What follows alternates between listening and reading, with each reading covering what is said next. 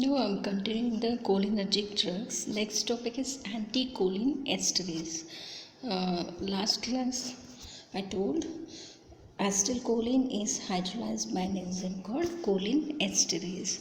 Now we are talking about anticholinesterase. Means they are going to inhibit the action of acetylcholinesterase so that they can inhibit the hydrolysis of acetylcholine. Acetylcholine will be available in the body for long time. Okay.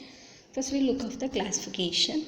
There are two types of anticholinesterases, reversible and irreversible. Reversible we have carbamates like physostigmine, neostigmine, pyridostigmine, atroponium, rivastigmine, donepezil, acridine, tacrine. Irreversible we have organophosphates and carbamates. In organophosphates we have diflose, ecothiophate, parathion, malathion, diazinon, tabun, saurin, so on. All disinfectant, pesticides, fertilizers, disinfectant, pesticides, all they contain these organophosphate compounds. Carbamates like carbaryl and propoxyl. This mechanism is shown here. Acetylcholine, it acts on two types of receptors, muscarinic and nicotinic. Okay. So acetylcholine is hydrolyzed by an enzyme called cholinesterase. Anticholinesterase, they inhibit the hydrolysis of acetylcholine so that it can able to increase the acetylcholine level.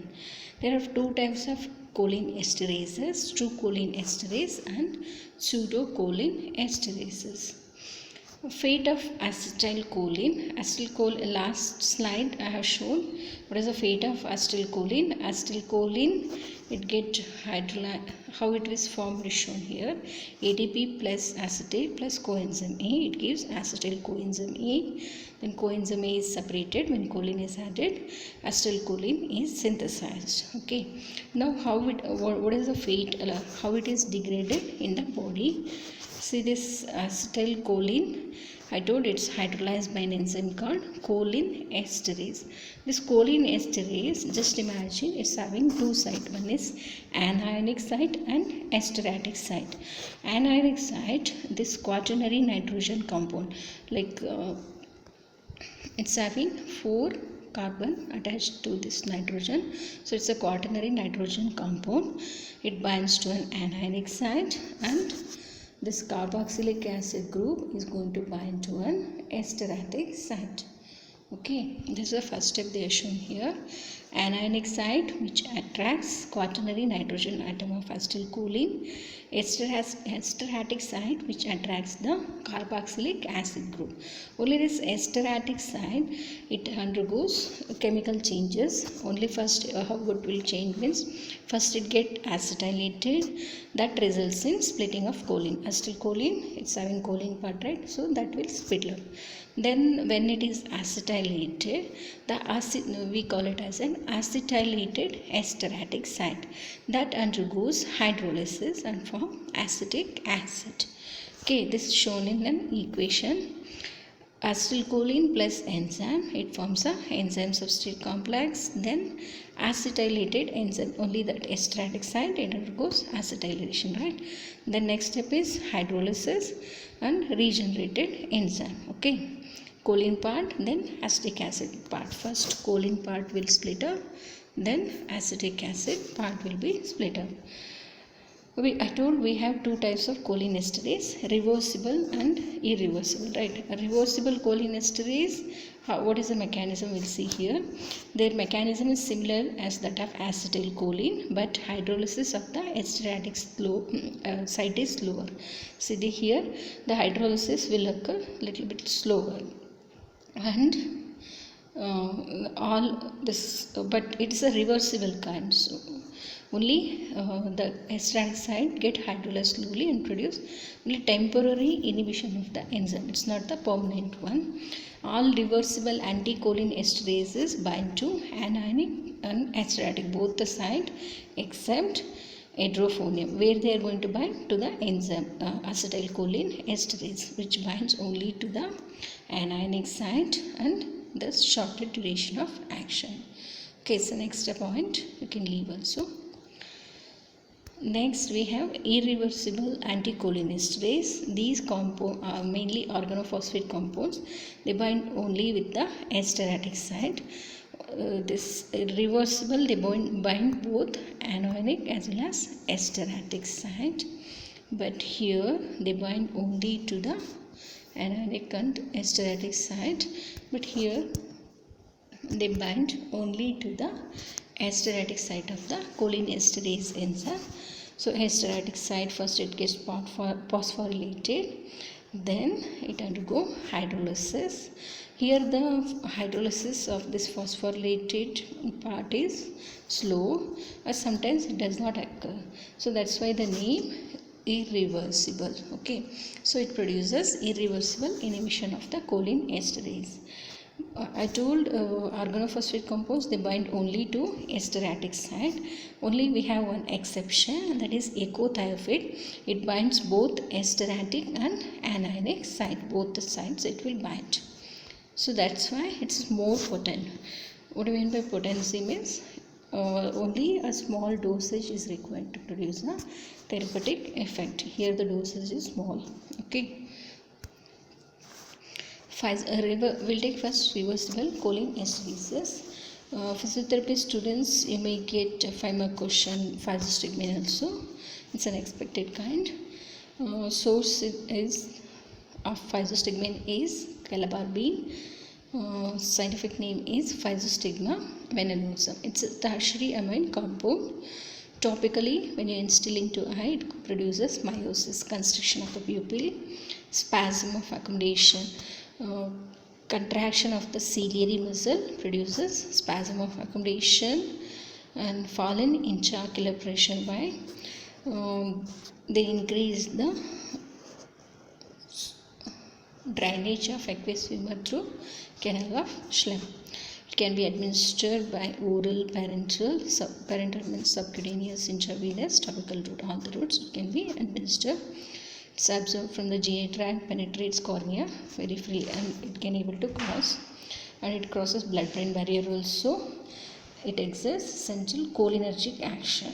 Okay, centrally also, because it crosses blood-brain barrier. Uses anticholinergic drug toxication. Next class I'll take anticholinergics. You'll study about this atropine. If the atropine poisoning occurs, we will give this physostigmine. And other poisoning like with the phenothiazine, it's an antipsychotic drug and antidepressant also. Glaucoma, I told this is a optic nerve damage will be there, and intraocular tension will be high. Next one is the neostigmine. Neostigmine, it's a quaternary ammonium compound. Physostigmine, it's a tertiary amine compound. Neostigmine, it is a quaternary ammonium compound. It is poorly absorbed on oral administration, and it does not cross cornea or blood-brain barrier also. It is administered oral, intramuscular and subcutaneous routes. It acts for 3 to 4 hours, partially hydrolyzed and partially excreted in urine. Okay.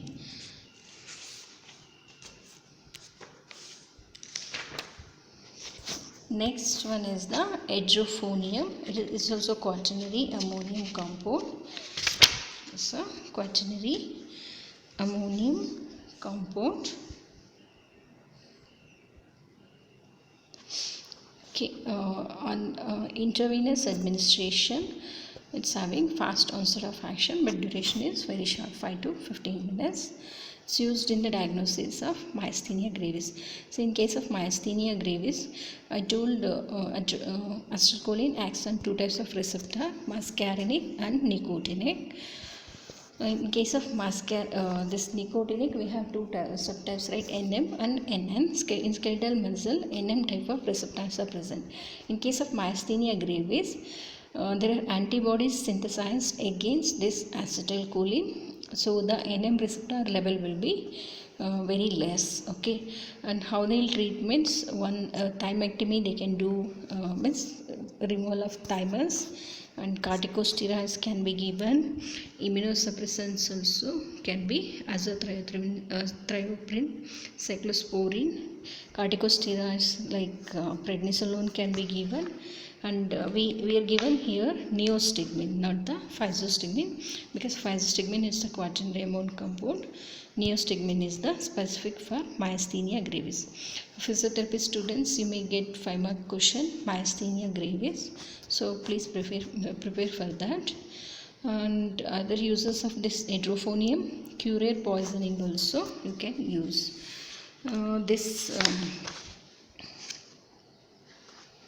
One more use of this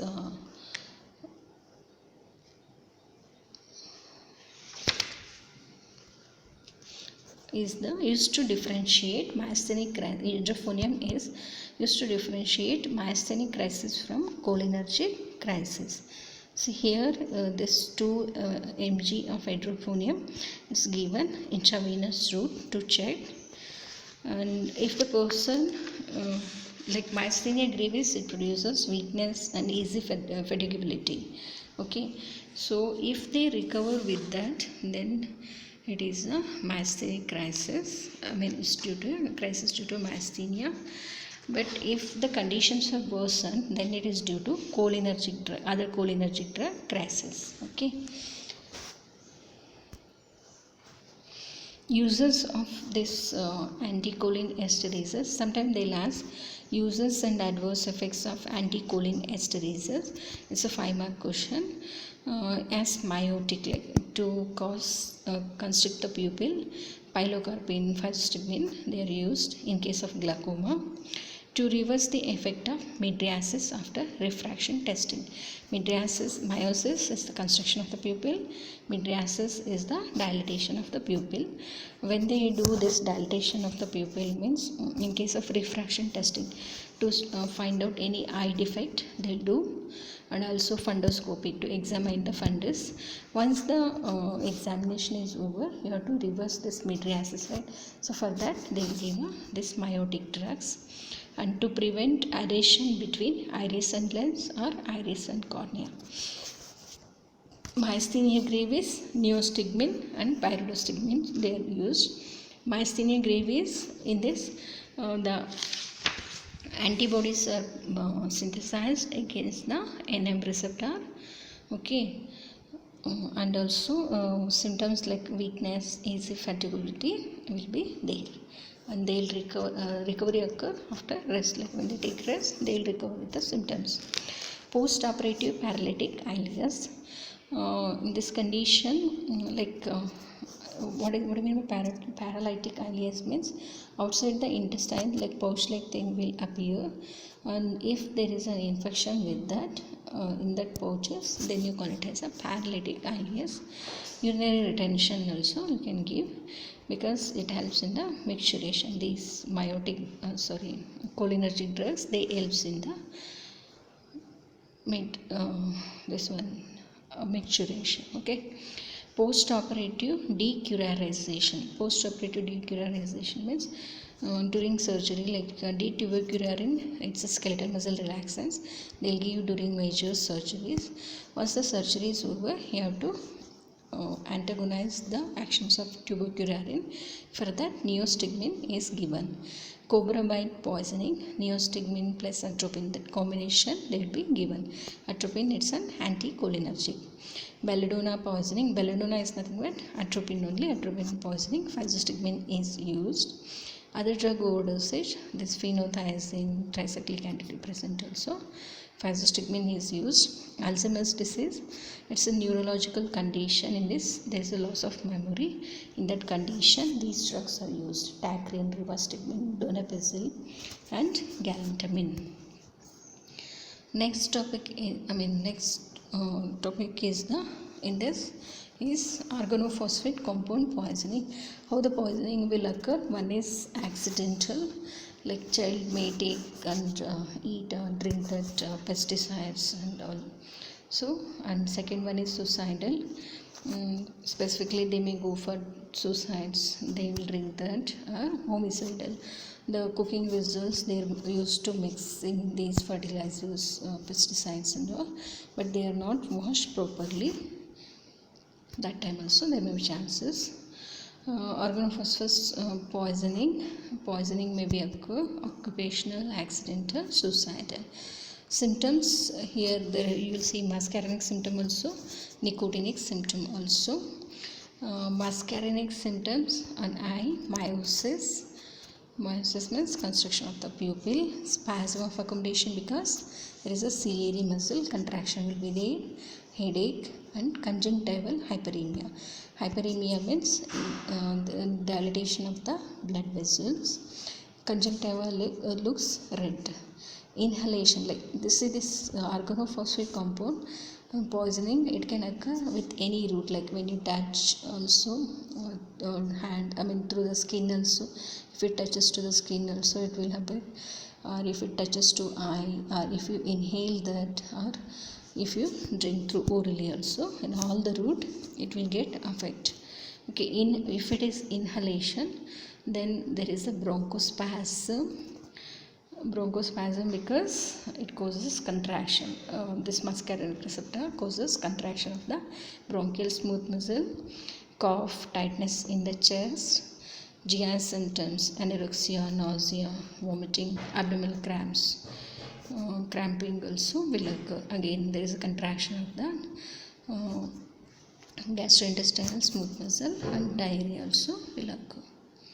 Nicotinic symptoms, fasciculation and twitching. Fasciculation, I told, this is a group of muscle fiber contraction, and twitching, only single muscle fiber contraction. And weakness, central effects, dizziness, anxiety, confusion. Ataxia is the mental confusion, hypotension, respiratory depression, convulsions, coma, and death if it is not treated. How to treat this OP poisoning? Here I want to tell you one thing. Sometimes like they ask the question, write the adverse effects of this anticholinesterase, uses and adverse effects. Users, these are the users, and adverse effects, there is no changes, both reversible and irreversible. You can write these OP poisoning, what are the adverse effects are there, same for the anticholinesterase also. Okay, and then treatment of acute OP poisoning, remove soiled clothes. First you have to remove all the clothes, wash skin, eyes with the soap, clear mouth. Nurses, they have to keep their hand till the throat and clear their mouth and throat. Insert an airway, gastric lavage can be done. And here we have two antidote. One is atropine, you have to give in sufficient amount. How much you have to give means there is a constriction of pupil until you will see a dilatation of pupil, till that time you can give. And cholinesterase reactivators such as pralidoxim. Oxams we have two antidote. One is atropine and the other one is the oxam. One example of oxam is the pralidoxim. These two, sometimes they'll ask name two antidote for OP poisoning, so please remember. Cholinesterase activator, like these oxams you should give as early as the patient admitted, because if it is delayed the enzyme will go aging, you don't get the effect. So that's why oxams should be given within 24 hours ideally. Treatment of convulsion, like if there is a seizures or epilepsy, you have to give diazepam. Supportive measures like 100% oxygen, and to treat chest infection, antibiotics can be given. Thank you.